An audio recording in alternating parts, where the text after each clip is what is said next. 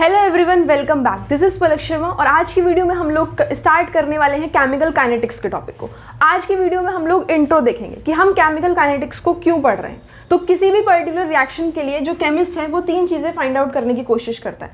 पहली चीज़ जो हम फाइंड आउट करने की कोशिश करेंगे वो है आपका स्पीड ऑफ द रिएक्शन, कि आपकी रिएक्शन कितना फास्ट चलेगी एंड कितना स्लो चलेगी।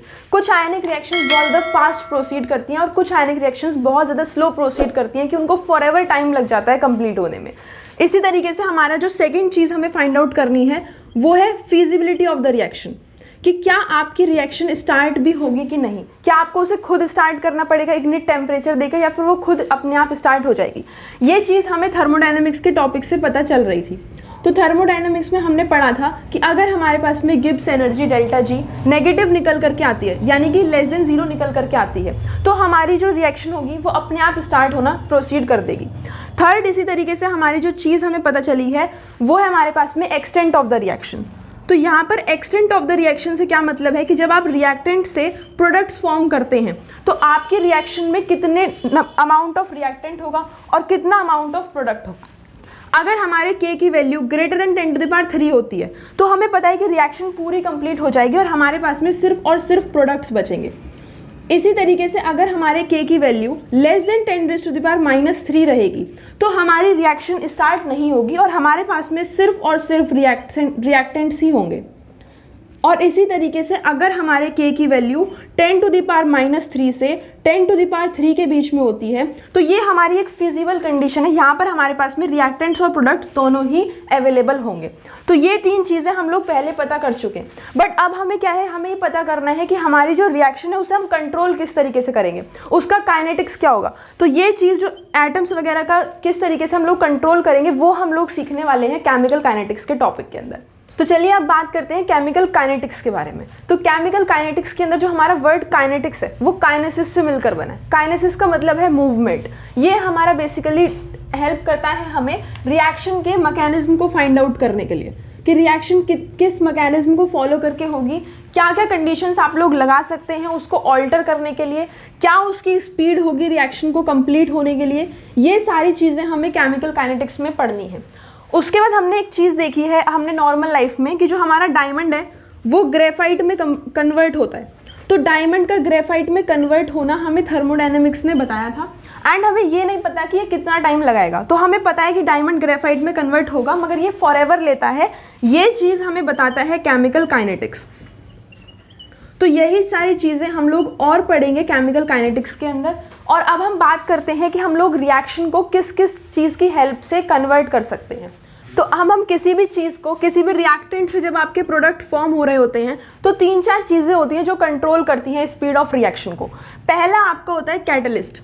आप किसी भी कैटलिस्ट की हेल्प से रिएक्शन की जो रेट है उसको बढ़ा सकते हैं या घटा सकते हैं। सेकेंड आपके होता है प्रेशर। प्रेशर की हेल्प से भी आप सेम काम कर सकते हैं। थर्ड आपका है टेम्परेचर। एंड फोर्थ आपका होता है कॉन्सेंट्रेशन। आपने ये सारी चीज़ें इक्विलिब्रियम में पढ़ रखी हैं। इन चीज़ों को और डिटेल में हम लोग डिस्कस करेंगे केमिकल काइनेटिक्स के अंदर। केमिकल काइनेटिक्स हमारा 2 पार्ट में डिवाइड है।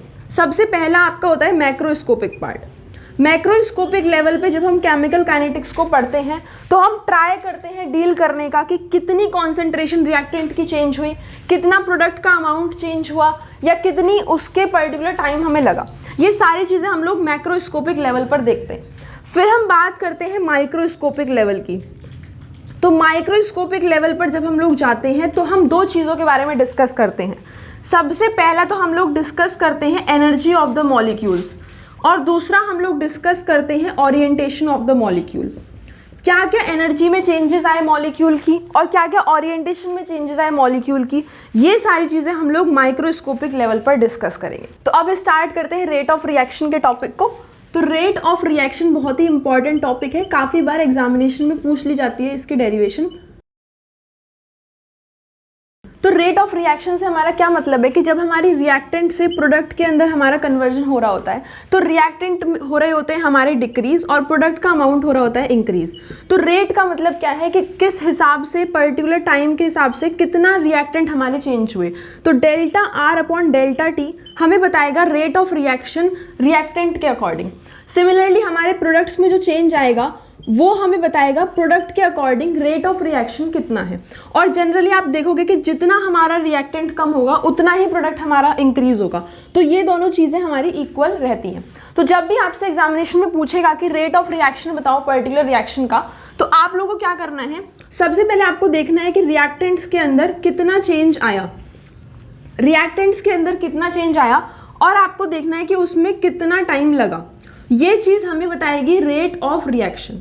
जब हम रिएक्टेंट्स के अमाउंट में बात कर रहे हैं तो रिएक्टेंट हो रहे हैं हमारे डिक्रीज होने का मतलब क्या है कि इनिशियली अगर मेरा रिएक्टेंट R1 थे, थोड़े टाइम बाद मेरे रिएक्टेंट R2 हो जाते हैं, तो R2 का जो अमाउंट है वो R1 से कम होगा। जब मैं R2 माइनस R1 करूंगी तो आप यहाँ से देखो, अगर हमारा R2 R1 से कम है तो R2 माइनस R1 क्या हो जाएगी, एक नेगेटिव क्वांटिटी हो जाएगी।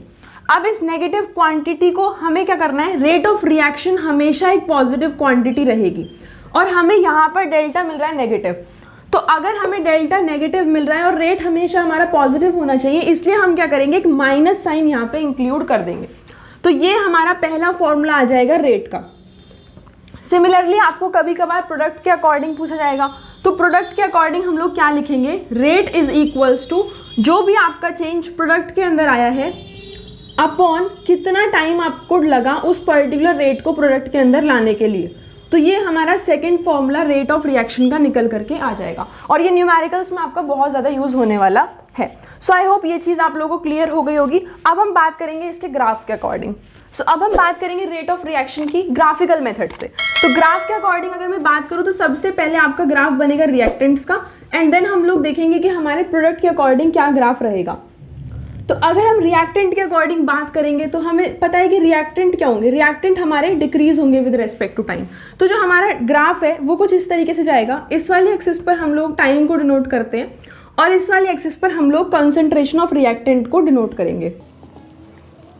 तो जो कॉन्सेंट्रेशन है रिएक्टेंट की वो टाइम के अकॉर्डिंग डिक्रीज होती चली जाएगी। तो ग्राफ कुछ इस तरीके से हमारा बनता है।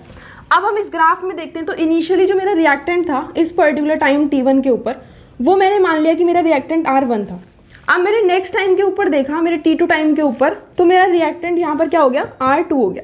तो हम देख सकते हैं रिएक्टेंट क्या हो रहा है, R1 R2 से डिक्रीज हो रहा है और टाइम इंक्रीज होता चला जा रहा है। तो यहाँ पर जो हमारा स्लोप आएगा, यहाँ पर जो हमारा स्लोप आएगा delta R upon delta T, वो एक नेगेटिव क्वांटिटी निकल करके आती है। और यही चीज़ मैंने आपको थोड़ी देर पहले बताई कि रेट ऑफ रिएक्शन हमेशा रहेगा पॉजिटिव, बट क्योंकि ये चीज़ नेगेटिव निकलती है इसलिए हम जब भी फॉर्मूला लिखेंगे रेट का वहाँ पर एक माइनस साइन लगाते हैं एक्स्ट्रा। सो आई होप ये चीज़ आपको ग्राफ से भी समझ में आ गई होगी। अब बात करते हैं ग्राफ को प्रोडक्ट के अकॉर्डिंग। अब हम बात करेंगे प्रोडक्ट के अकॉर्डिंग हमारा ग्राफ किस तरीके से चेंज होगा। तो हमें पता है रिएक्शन जा रही है रिएक्टेंट से प्रोडक्ट की तरफ, और प्रोडक्ट हो रहे हैं हमारे इंक्रीज। तो इंक्रीज प्रोडक्ट के लिए जो हमारा ग्राफ जाएगा, सिमिलर चीज़ हम यहाँ पर टाइम को डिनोट करते हैं, और यहाँ पर हम लोग डिनोट करेंगे कॉन्सेंट्रेशन ऑफ प्रोडक्ट को। तो जो हमारा प्रोडक्ट है वो इंक्रीज होता जाएगा टाइम के अकॉर्डिंग। तो ग्राफ कुछ इस तरीके से जाएगा। आप यहाँ पर देख सकते हो कि इस पर्टिकुलर टाइम T1 पे, और ये मेरा पर्टिकुलर टाइम है T2, टाइम हो रहा है इंक्रीज। और आप यहाँ से देखोगे ये मेरे इनिशियल प्रोडक्ट की वैल्यू थी P1, यहाँ पर मेरे प्रोडक्ट की वैल्यू हो गई P2। तो जैसे जैसे टाइम इंक्रीज हो रहा है वैसे वैसे हमारा प्रोडक्ट भी इंक्रीज होता चला जा रहा है। तो अगर हम यहाँ से स्लोप फाइंड आउट करने की कोशिश करेंगे तो आप देखोगे कि जो स्लोप आएगा वो हमारा आएगा del P by del T। इसको आप लोग लिख सकते हो कि इनिशियली था आपका P1, तो ये हो गया P2 minus P1 upon time में क्या चेंजेस आए, T2 माइनस T1। तो ये चीज़ हो जाएगी एक पॉजिटिव क्वांटिटी, क्योंकि आप देखोगे कि जैसे जैसे टाइम बढ़ रहा है वैसे वैसे प्रोडक्ट बढ़ रहा है। तो यहाँ से हम देख सकते हैं कि P2 जो है वो ग्रेटर है P1 से, तो इन दोनों का जो डिफरेंस आएगा वो एक पॉजिटिव क्वांटिटी निकल करके आएगी। इस वजह से ये स्लोप कैसा आएगा, पॉजिटिव आएगा। तो ये दोनों हमारे ग्राफिकल मेथड थे रेट ऑफ रिएक्शन के लिए। सो आई होप ये चीज़ आप लोगों को अच्छे से क्लियर हो गई होगी। सो आइए अब बात करते हैं नेक्स्ट टॉपिक के बारे में। नेक्स्ट टॉपिक है हमारा units of rate of reaction. तो जो हमने फॉर्मूले पढ़े यहाँ से हम लोग देखेंगे कि यूनिट हमारी रेट ऑफ रिएक्शन की क्या निकल करके आती हैं। तो रेट का हमारा डायरेक्ट फॉर्मूला था जो कि हमने अभी अभी पढ़ा, del R by del T, और या फिर हम लोग लिख सकते हैं del P by del T। तो आपको पता है इसका मतलब क्या है, डेल R मतलब क्या है, हमारा चेंज इन कॉन्सेंट्रेशन। तो यहाँ पर हमारा फॉर्मूला जो बहुत ही इंपॉर्टेंट है वो क्या है, change in concentration upon change in time. तो जब आपका चेंज इन टाइम है इसको हम लोग डिनोट करेंगे सेकेंड्स के अंदर। चेंज इन कॉन्सेंट्रेशन है उसको हम लोग डिनोट करते हैं मोल पर लीटर्स में। तो मोल्स पर लीटर ये चीज हमारे पास में आती है। तो अब आपके पास में क्या है, मोल्स पर लीटर और इनटू सेकेंड। तो हमारे पास में इसकी यूनिट क्या बन जाएगी, मोल, लीटर का इनवर्स और यहाँ पर आपका आ जाएगा सेकेंड का इनवर्स, और ये चीज हमारी हो गई रेट ऑफ रिएक्शन की यूनिट।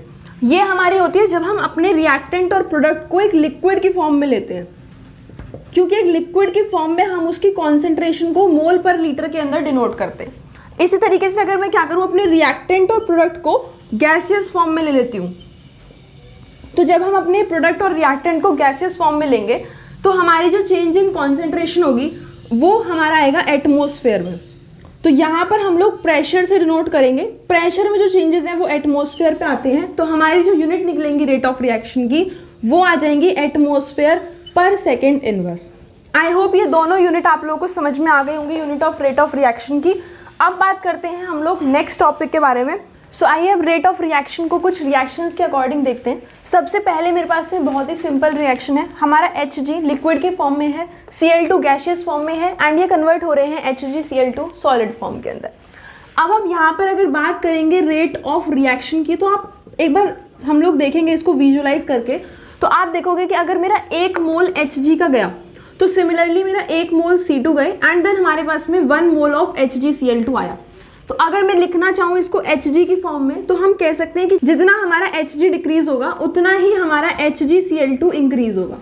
ये चीज़ क्या इक्वल चल रही है, इसके 1 मोल गए, इसके 1 मोल गए, इसके 2 मोल जाते तो यहाँ पर भी हमें 2 मोल प्रोड्यूस होते दिखते, सिमिलरली 2 मोल हमारे Cl2 के जाते। तो आप देख रहे हो मतलब इन दोनों में इक्वल है, जितना ये जा रहा है और उतना ही ये इंक्रीज हो रहा है। तो यहाँ पर हम लोग कह सकते हैं कि जो डेल्टा Hg है, जो हमारे Hg के अंदर चेंजेस आ रहे हैं माइनस साइन में, अपॉन डेल्टा T, ये इक्वल है किसके, जितना हमारा Cl2 में चेंजेस आएंगे अपॉन डेल्टा T। सिमिलरली ये इक्वल है किसके, जितने हमारे HgCl2 इंक्रीज होगा upon delta T। I hope अब ये माइनस साइन में आप लोग कोई कंफ्यूजन नहीं हो रही होगी, क्योंकि मैंने अभी थोड़ी देर पहले वीडियो में बताया। तो यहाँ पर क्या है, delta G by delta T जितना इंक्रीज हुआ उतना डेल्टा C2 में चेंज हमें मिले, उतना ही हमें HgCl2 के अंदर चेंजेस मिले। अब अगर मैं इस वाली रिएक्शन की यहाँ पर बात करूँ, तो आप यहाँ पर ध्यान से देखो, यहाँ पर हमारे HI के 2 मोल जाते हैं, H2 के 1 मोल निकलता है, एंड हमारा I2 का भी 1 मोल निकलता है। अगर मेरा HI का 2 मोल जा रहे हैं तब मुझे H2 और I2 में 1-1 मोल दिखाई दे रहा है। तो मैं क्या कह सकती हूँ कि जो मेरी HI की कंसेंट्रेशन चेंज हो रही है, अगर मैं उसे हाफ से डिवाइड कर दूँ तो मेरे को H2 और I2 की कॉन्सेंट्रेशन पता चल जाएगी कितनी निकल रही है। तो मतलब क्या है कि अगर मेरे HI के 2 मोल जा रहे हैं, मैं इसे हाफ से डिवाइड कर दूं तो मेरे को पता चल जाएगा कि जो मेरे हाइड्रोजन निकलेंगे वो 1 मोल निकलेंगे, I2 जो निकलेगा वो भी मेरा 1 मोल निकलेगा। आई होप ये चीज़ क्लियर हुई होगी। अब हम इसको रेट ऑफ रिएक्शन के अकॉर्डिंग देखते हैं।